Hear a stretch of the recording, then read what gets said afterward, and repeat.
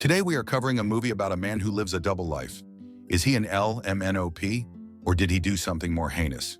District Attorneys Sheldon Roberts and Mark Setter are working on the Delicano case, where Delicano Industries CEO Richard Delicano is set to go to trial.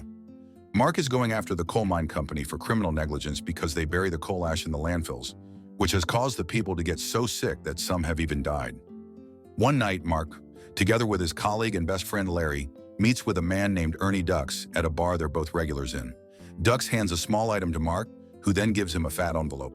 Joe Crusoe, Mark's girlfriend and one of the bar's bartenders, sees the transaction. Joe is fine. Girl needs to put community service on her resume. Dux leaves with his girlfriend Wendy, who is sitting a few feet away, and Mark and Joe kiss at Joe's apartment, and he also kisses her other lips. Joe tells Mark that she saw his deal with Dux and warns him to be careful because she has heard stories about him, but Mark assures her that he's a big boy. Joe says he ain't that big. As soon as he gets to his car and sees Joe enter her apartment, he puts on his wedding ring. Oh, the man is a trifling hoe. On his drive home, Mark calls his wife, Sharon. When he notices that someone is tailgating him, she advises him to pull over and let it go past. The car rear-ends him, and the line gets cut off. To Sharon's horror, Detective Carmen Traxler of King County PD informs Sharon that Mark lost his life in a car accident. When Sharon suggests that it might not be an accident, Traxler, who is also working on the Delicano case, thinks it's possible since Mark was going against powerful people. Joe learns about Mark's death and marriage to Sharon from a TV news report, where it says that the accident is being investigated as a homicide. She later attends Mark's burial, hiding behind a statue several meters away from everyone. When Larry gets home from the burial, he finds Louis Strand, the man wealthy people hire to make their problems go away, and Louis' son, Sonny, waiting for him. When Larry says he didn't need to kill Mark and begs him not to kill him, Louis says they're mere accusations since they've never met before. Louis tells Larry that Mark's killer took something from him and is blackmailing his employer, who has never been blackmailed before, and who Larry assumes is Delicano. He adds that they have to find Mark's killer immediately, and Larry wonders if he's implying that Delicano is not involved in Mark's murder. Louis asks where the item is and where Mark got it from, and threatens Larry that he's going to visit Sharon if he lies. Taking Sharon's photo off a shelf, he points out how odd it is to have a photo of his best friend's wife in his house and assumes that the two were breaking each other's backs. To protect Sharon, Larry reveals that Mark got the item from Dux. Joe visits Mark's grave, where Sharon sees her and asks Joe if she was at the funeral. Joe got diabetes and says no. However, Joe says she met Mark when he helped her late mother with her facility options because the one she was in was negligent. Sharon befriends Joe, and they end up having drinks at the bar Joe works at. Joe shares that she met Mark because the bar is close to the courthouse, so they get a lot of that crowd. She shares that she has told Traxler about Mark's meeting with Dux and says that she thinks it might be related to the Delicano case because she hasn't seen Dux, who's usually there every day, since that night. Sharon asks Joe if Mark ever brought a woman there with him because he has never worn pink since college, but he has been wearing a pink tie lately. Although feeling guilty, Joe tells her that she has only seen him with colleagues and doesn't share that she was the one who gave Mark that pink tie and that she was swallowing his pink, what. Joe sees Wendy and asks her where Dux is in exchange for free drinks. When Traxler doesn't pick up her phone, Joe suggests they see Dux right away in case he runs away. Unfortunately, they discover Dux's corpse and encounter Sonny as he's leaving. While Joe fights Sonny, Sharon is able to grab his gun. She threatens to shoot them, while Louis calmly asks them to put the gun down. However, Joe from the hood, so she starts shooting because she ain't dumb. Louis and Sonny drive away as Joe shoots at them. Joe and Sharon suggest to Traxler that the deal between Dux and Mark has to be connected to Mark's death because they're both dead. Traxler warns Sharon that Joe has a criminal record. Meanwhile, Joe and Glenn browse the criminal database and identify the men as Louis and Sonny Strand. This makes Joe nervous because she has heard stories about how dangerous Louis is. Louis looks such a loser though. Total miscast. Sharon finds her house ransacked, so Joe brings Sharon to her apartment for her safety. There, Sharon sees the surveillance stuff such as tracking gear, listening devices, snoop technology, and flashbang that Joe's ex-boyfriend had left behind. In the bathroom, Sharon finds a photo booth strip where Mark and Joe are kissing. Sharon leaves and Joe finds the strip in the nastiest toilet. Sharon visits Larry, who comforts her and denies any knowledge about Mark's infidelity. Larry looks like he wants to fudge her. She then returns home to spend the night there. The next day, Joe visits Sharon to tell the truth about her and Mark. Sharon asks for details. Joe says she got her back broken over a dozen times, sometimes twice in one night. On the table, on the floor, upside down with green eggs and ham. Then Joe sees a photo of Larry. She informs Sharon that he was with Mark that night. They both head to Mark's office where the front desk clerk gives condolences to Sharon and says Mark was a great guy. However, Sharon gags her and says Mark was banging this one behind her back. Girl is too stunned to speak. While waiting for Larry in Mark's office, they get into Mark's computer. Upon checking his browsing history, they learn that Mark was watching a video of Sheldon's wife, Lisa, awarding Delicano's wife, Rebecca, whom Lisa calls her dear friend, with the Harper Foundation Humanitarian Award. Who the hell are these people and why am I supposed to care? As Sharon takes a video of it, fatback Sheldon comes in and greets them. After they leave the building, they encounter Larry, who reveals that the night Mark died, he was buying incriminating information from Dux, which can ruin the Delicano empire.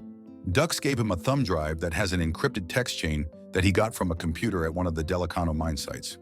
The conversations with executives proved that they were aware of the risks of dumping waste, but chose not to fix them, and they even joked about people getting sick. Larry says Mark's killer has the thumb drive and is using it to blackmail Delicano.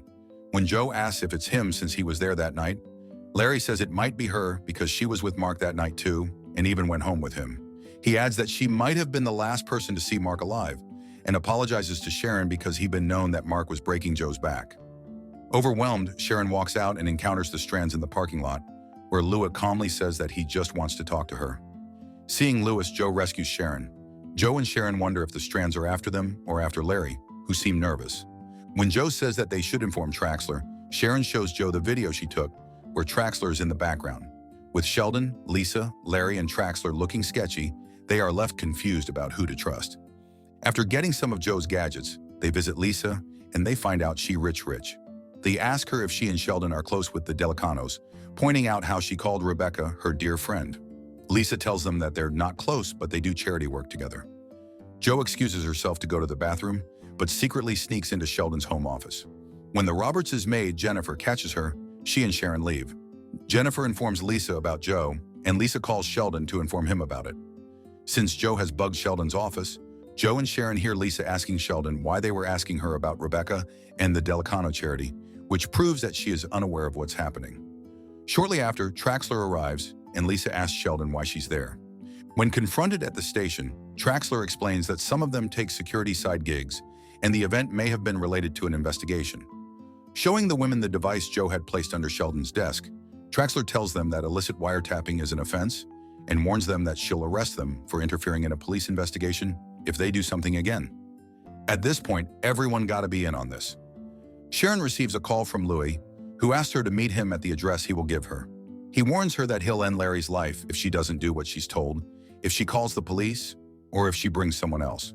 To prevent Joe from following her, Sharon leaves after asking her to stay away from her because she can't forgive her for being Mark's side piece.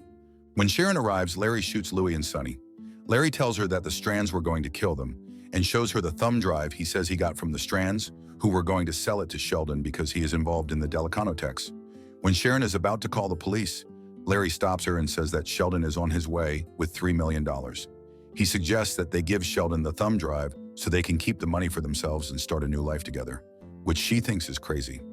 Sheldon arrives and assumes that Larry and Sharon were the ones blackmailing him.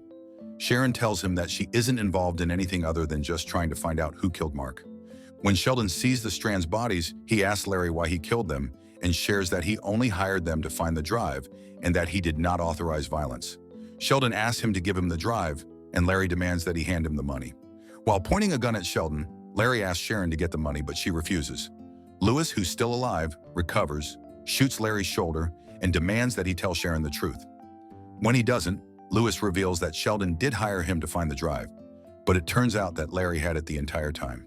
He adds that he and Larry made a deal moments ago that they're going to sell the drive to Sheldon and split the money, but Larry tried to get rid of them when she got there to play the hero and pin everything on them. Larry denies everything and insists that it was Louis who killed Mark. Because of this, Louis says that despite his reputation, he has never killed anyone, and that Dux was already dead when he and Sonny found him. He then realizes that Larry had probably killed Mark, and he killed Dux because he helped him kill Mark. When Sharon asks if it's true, Larry tells her that Mark never deserved her and that she should have been with his wrinkly ass. When he says he thinks she loves him back because she came to save him, Sheldon cuts him off and asks him to have some dignity. Because of Sonny's death, Louis secures the money. He decides to get rid of them, starting with Larry, who killed Sonny.